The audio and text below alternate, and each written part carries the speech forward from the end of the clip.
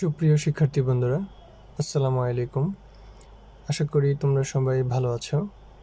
আমি নবম-দশম শ্রেণীর সাধারণ গণিতের বাস্তব সংখ্যা নিয়ে আলোচনা করছিলাম। আমি প্রথম ভিডিওতে বাস্তব সংখ্যা সম্পর্কিত বেসিক বিষয় নিয়ে আলোচনা করার চেষ্টা করেছি এবং আজকে আমরা অনুশীলনী 1 অর্থাৎ অধ্যায় 1-এর 1 থেকে এই যে 8 নং পর্যন্ত যে এমসিকিউগুলো আছে অর্থাৎ যে বহু নির্বাচনীগুলো আছে সেগুলো সমাধান করার চেষ্টা করব। ধৈর্য সহকারে ভিডিওটি দেখার চেষ্টা করবে। আসলে এই অধ্যায়টা খুব বেসিক একটা অধ্যায়, আমাদের সবারই জানা উচিত। চলো শুরু করা যাক। প্রথম প্রশ্নটি বলা আছে যে নিচের কোনটি অমূলদ সংখ্যা। আগে আমরা অমূলদ সংখ্যা কোনগুলো সেগুলো একটু বুঝে নেওয়ার চেষ্টা করব। অমূলদ সংখ্যা হচ্ছে যে সকল সংখ্যাকে p/q আকারে প্রকাশ করা যায় না, ওইসব সংখ্যাগুলোকে অমূলদ সংখ্যা বলা হয়। আমরা চাইলে এখন খেয়াল করে দেখব কোন সংখ্যাগুলোকে চাইলে p/q আকারে প্রকাশ করা যায় না।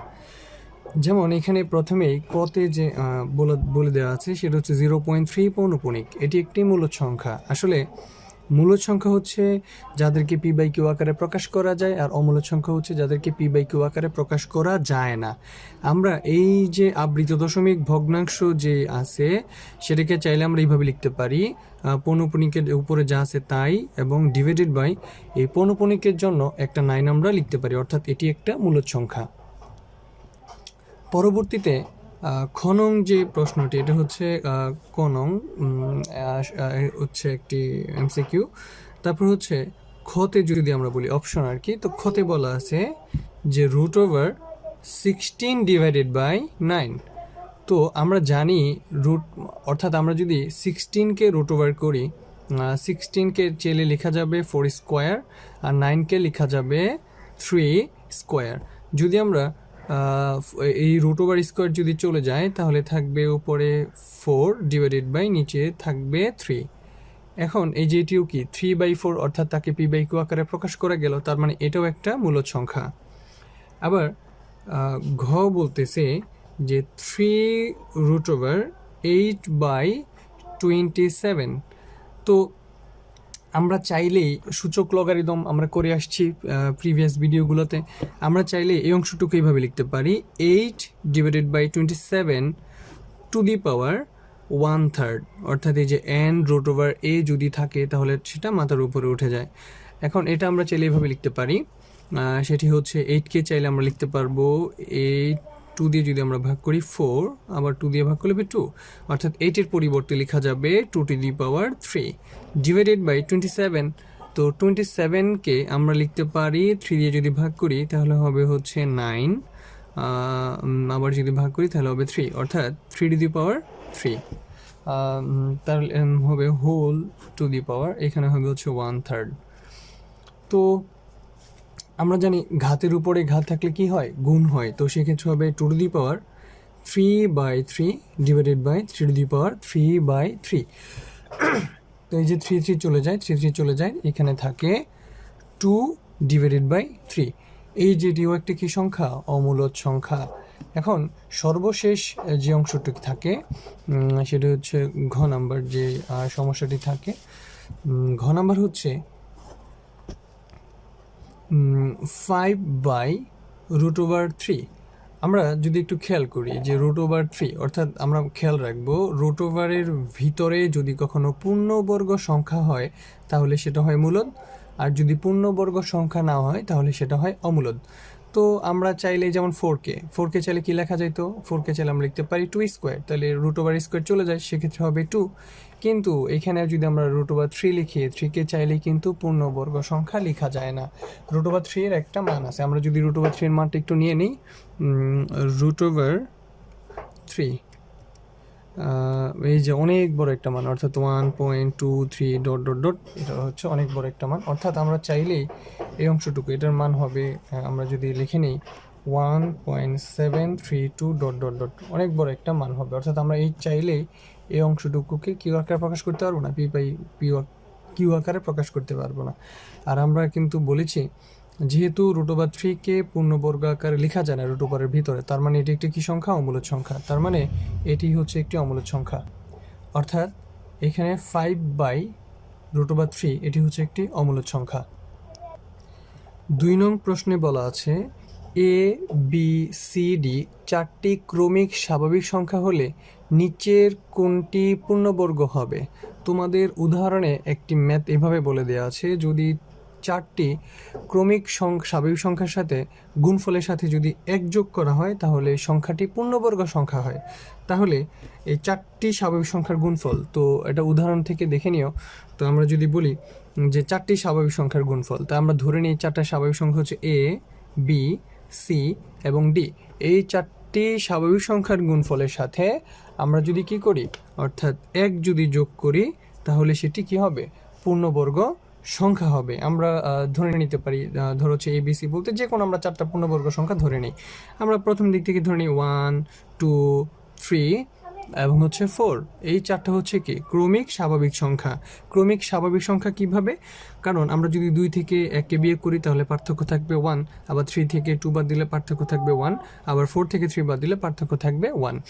এই 4টি সংখ্যাকে বলা হয় ক্রমিক স্বাভাবিক সংখ্যা। আবার স্বাভাবিক সংখ্যা কারা?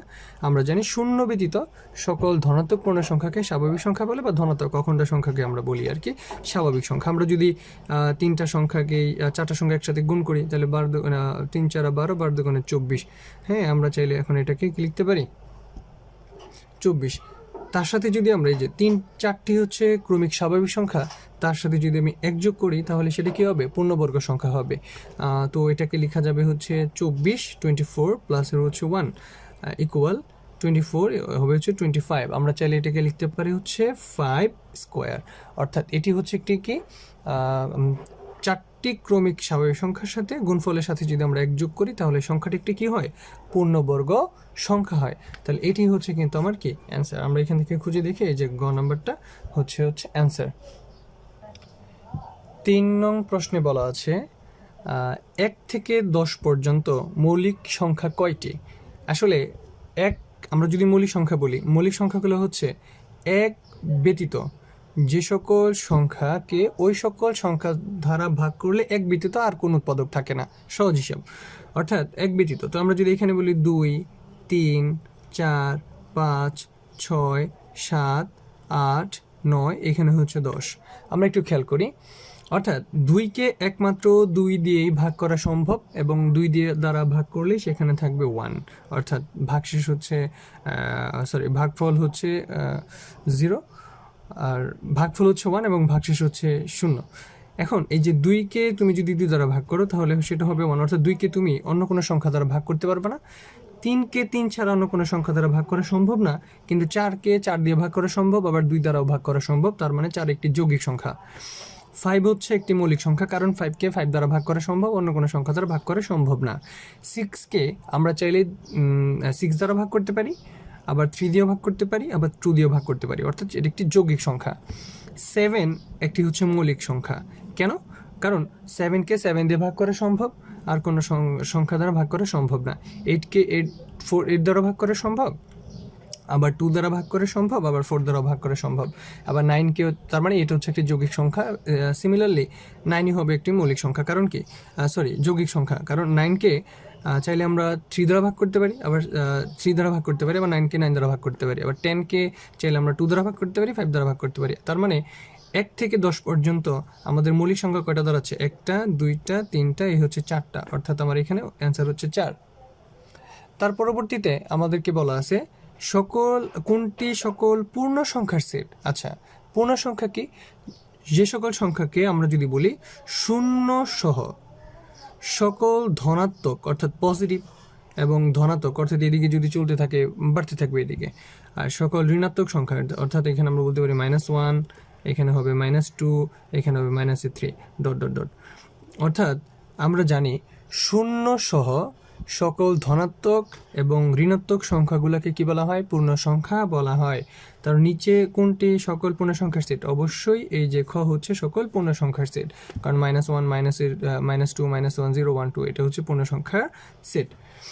তারপরে আসো 5 নম্বরে। 5 নং প্রশ্নে বলা আছে বাস্তব সংখ্যার ক্ষেত্রে বিজোড় সংখ্যার বর্গ একটি বিজোড় সংখ্যা। তো আমরা কিছু বিজোড় সংখ্যা নিয়ে নিই। এখানে হবে 1, 3, 5, 7, এগুলো হচ্ছে কি সংখ্যা? বিজোড় সংখ্যা। বলছে বিজোড় সংখ্যার বর্গ। তো এই যে বিজোড় সংখ্যার বর্গ আমরা যদি স্কোয়ার করে দিই তাহলে কি দ্বারা 1 কে স্কোয়ার করলে হবে 1, 3 কে স্কোয়ার করলে হবে 9, 5 কে স্কোয়ার করলে 25, 7 কে স্কোয়ার করলে 49। অর্থাৎ এই যে বলতেছি বিজোড় সংখ্যার বর্গ, অর্থাৎ এই যে বিজোড় সংখ্যার বর্গ একটি বিজোড় সংখ্যা, তার মানে এই সংখ্যাটা কি বিজোড় সংখ্যা, আবার 3 একটা বিজোড় সংখ্যা, তার উপরে বর্গ, এই যে 9 একটি বিজোড় সংখ্যা, 5 হচ্ছে বিজোড় সংখ্যা, তার বর্গ একটি কি সংখ্যা? বিজোড় সংখ্যা। আবার 7 স্কোয়ারের বিজোড় সংখ্যার উপরে যে সংখ্যাটা দাঁড়াচ্ছে, বর্গ দাঁড়াচ্ছে, সেটা হচ্ছে 49, এটিও একটি বিজোড় সংখ্যা। তাহলে প্রথম কথাটি কিন্তু সত্য। তার পরবর্তীতে বলা আছে দুটি জোড় সংখ্যার গুণফল এর গুণিতক জোড় সংখ্যা। কিরকম? আমরা যদি এইভাবে বলি, যেমন হচ্ছে যে কোনো জোড় সংখ্যা নিয়ে নিই, 2, 4, 6, 8, 10 এরকম চলতে থাকুক। আমরা যদি 6 আর 4কে নিয়ে নিই, সরি 2 আর 4কে নিয়ে নিই, তো 2 × 4 মানে হচ্ছে 4 দুগুণে 8। এই যে খেয়াল করি আমরা, গুণিতক মানে হচ্ছে তাকে ভাগ করা যায়, বা আমরা গুণের নামটা বলতে পারি। কি বলতে পারি? গুণিতক মানে হচ্ছে গুণের নামটা যদি আমরা বলি আর কি। এখন 8কে তুমি চাইলেই বা আমরা চাইলেই কিন্তু 2 দ্বারা ভাগ করতে পারি, আবার 8কে কিন্তু আবার 4 দ্বারা ভাগ করতে পারি। এর জন্য দুটি জোড় সংখ্যার গুণফলের গুণিতক কি সংখ্যা? জোড় সংখ্যা। তার মানে এটাও সঠিক। আমরা যদি বলি পূর্ণবর্গ নয়, তাহলে এই যেগুলো কিন্তু পূর্ণবর্গ, যেমন 1 স্কোয়ার, 3 স্কোয়ার, 5 স্কোয়ার, এগুলো কি সংখ্যা? পূর্ণবর্গ সংখ্যা। অর্থাৎ বলছি পূর্ণবর্গ নয়, তা আমরা পূর্ণবর্গ নয় একটা সংখ্যা নিয়ে নিই, যেমন এখানে 3কে তুমি চাইলে কি সেটা পূর্ণবর্গ আকারে প্রকাশ করতে পারবা? অর্থাৎ যেমন 3কে আমরা যদি পূর্ণবর্গ, এই সংখ্যাটাকে কখনোই কিন্তু পূর্ণবর্গ আকারে প্রকাশ করা সম্ভব না। এখন বলতেছে যদি পূর্ণবর্গ নয় এমন সংখ্যার বর্গমূল, তাহলে এটা পূর্ণবর্গ নয়, তাকে যদি বর্গমূল করি মানে রুট ওভার করি, তো রুট ওভার করলে কি সে কখনো মূলদ হয়? কখনোই না। আমরা জানি যে রুট ওভারের ভিতরে যে সংখ্যাটি থাকে সেটি যদি পূর্ণবর্গ সংখ্যা হয় তাহলে সে মূলদ সংখ্যা হয়। যেহেতু এই সংখ্যাটাকে আমি চাইলেই পূর্ণবর্গ আকারে প্রকাশ করতে পারবো না, তার মানে এটা একটা কিন্তু কি সংখ্যা? অমূলদ সংখ্যা। এইখানে যদি অমূলদ হইতো তাহলে কিন্তু কথাটি সত্য ছিল, যেহেতু মূলদ লেখা তার মানে কথাটি মিথ্যা। তাহলে আমাদের অ্যান্সারটা হবে 1 এবং হচ্ছে 2। আশা করি বুঝতে পেরেছ, অর্থাৎ অ্যান্সারটা হচ্ছে ক। তারপর আমরা যদি পরবর্তী সমস্যাটি চলে যাই, 6 নং প্রশ্নে বলা আছে 3টি ক্রমিক স্বাভাবিক সংখ্যার গুণফল সর্বদাই নিচের কোন সংখ্যা দ্বারা বিভাজ্য? বিভাজ্য মানে ভাগ করা যায়। এখন আমরা ক্রমিক স্বাভাবিক সংখ্যা, আমরা যে কোনো ক্রমিক স্বাভাবিক সংখ্যা নিয়ে নিই। আমরা 1, 2, 3 থেকে শুরু করি, 1, 2, 3, 4, 5 ...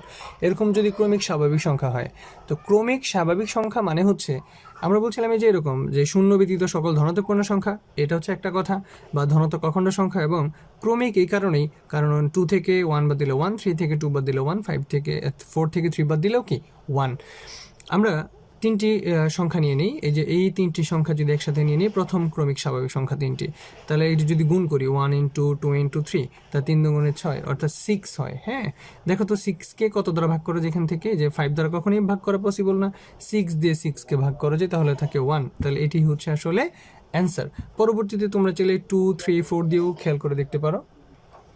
এখানে যদি আমরা 2, 3 এবং 4 নেই তাহলে হবে কি 3, 4, 12, 12 দুগুণে হচ্ছে 24। আমরা 24কে চাইলেই 6 দ্বারা ভাগ করতে পারি, এর জন্য অ্যান্সার হবে 6।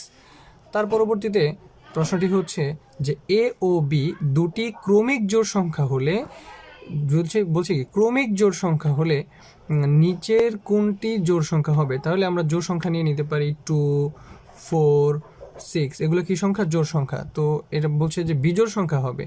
কি সংখ্যা হবে? বিজোড় সংখ্যা হবে। আমরা যদি 2কে, যেমন এই হিসাবে যদি আমরা এটাকে যদি 2 বিবেচনা করি এবং বিকে যদি আমরা 4 বিবেচনা করি, তাহলে কি দাঁড়ায়? আমাকে প্রথম প্রশ্নটা বলা আছে a স্কোয়ার। a স্কোয়ার মানে কি? 2 স্কোয়ার। তাই 2 স্কোয়ার মানে হচ্ছে 4। 4 একটি অবশ্যই জোড় সংখ্যা, নট বিজোড় সংখ্যা। এখন বলছে b স্কোয়ার। b স্কোয়ার মানে কি? 4। 4কে যদি আমরা স্কোয়ার করি 4, 4, 16। 4, 4, 16 কিন্তু একটা কি সংখ্যা? জোড় সংখ্যা, তার মানে বিজোড় কখনই হবে না। আবার বলছে a square. a square equal হচ্ছে প্লাসের 1। তো a কে স্কোয়ার করলে কত হয়? a মানে আমরা কত ধরে নিয়েছিলাম? 2। তো 2কে স্কোয়ার করলে হবে হচ্ছে 4। 4 + 1, তার মানে 4 + 1 মানে হচ্ছে 5। অর্থাৎ 5 একটি কি সংখ্যা? বিজোড় সংখ্যা, তার মানে এটি হচ্ছে অ্যান্সার। আবার b স্কোয়ার + 2, এই যে b স্কোয়ার মানে 16। 16 সাথে 2 যোগ করলে কত দাঁড়াবে? 16 সাথে 2 যোগ করলে 20 দ্বারা মানে 18 হবে। তো 18 অবশ্যই একটা কি সংখ্যা? জোড় সংখ্যা। 8 নং যে এমসিকিউ সেটি হচ্ছে যে এ ও বি দুটি পূর্ণ সংখ্যা হলে পূর্ণ কি শূন্য সহ সকল ধনাত্মক এবং ঋণাত্মক সংখ্যা, অর্থাৎ আমরা এই হিসাবে যে কোনো একটা সংখ্যাকে ধরে নিই, অর্থাৎ এ এবং বি পূর্ণ সংখ্যা হলে এ স্কোয়ার প্লাস বি স্কোয়ার, আমাদের কি আছে এ স্কোয়ার প্লাসের হচ্ছে বি স্কোয়ার, বলছে এর সাথে নিচের কোনটি যোগ করলে যোগফল একটি কি পূর্ণবর্গ সংখ্যা হয়। আমরা আসলে এরকম সূত্র পড়ে এসেছি ছোট ক্লাসেই, যে এ প্লাস বি হোল স্কয়ার সূত্রটা কি ছিল, যে এটি একটা কিন্তু পূর্ণবর্গ সংখ্যা, যেমন এই যে এটি একটা, এই যে এগুলো কি যোগফল, অর্থাৎ নিচের কোন বলছে নিচের কোনটি যোগ করলে যোগফল একটি পূর্ণবর্গ সংখ্যা হয়, তাহলে এটা হচ্ছে একটা যোগফল, তার উপর স্কোয়ার মানে কি পূর্ণবর্গ সংখ্যা। আমরা একটু খেয়াল করি, এ প্লাস বি হোল স্কয়ার সূত্রটা কি ছিল, এ স্কোয়ার প্লাস 2ab প্লাস এর হচ্ছে বি স্কোয়ার। তো আমরা এখানে খেয়াল করি, এখানে কি আছে এ স্কোয়ার প্লাস বি স্কোয়ার, তো এ স্কোয়ার প্লাস বি স্কোয়ারের সাথে আমরা যদি 2ab কে যোগ করতে পারি তাহলে সংখ্যাটা কি সংখ্যা হয়ে যাবে, পূর্ণবর্গ সংখ্যা হয়ে যায়। তার মানে কি এই সংখ্যাটার সাথে যদি আমি 2ab লিখি তাহলে সেক্ষেত্রে হবে এ প্লাস বি হোল স্কোয়ার। তো এখান থেকে সঠিক হবে এই যে 2ab, অর্থাৎ আমরা যদি 2ab যোগ করি তাহলে সংখ্যাটি কী হবে, পূর্ণবর্গ সংখ্যা হবে। আশা করি তোমরা বিষয়গুলো বুঝতে পেরেছ। যদি কোথাও বুঝতে সমস্যা হয় অবশ্যই কমেন্ট করে জানাবা। সবাইকে অসংখ্য ধন্যবাদ। আসসালামু আলাইকুম।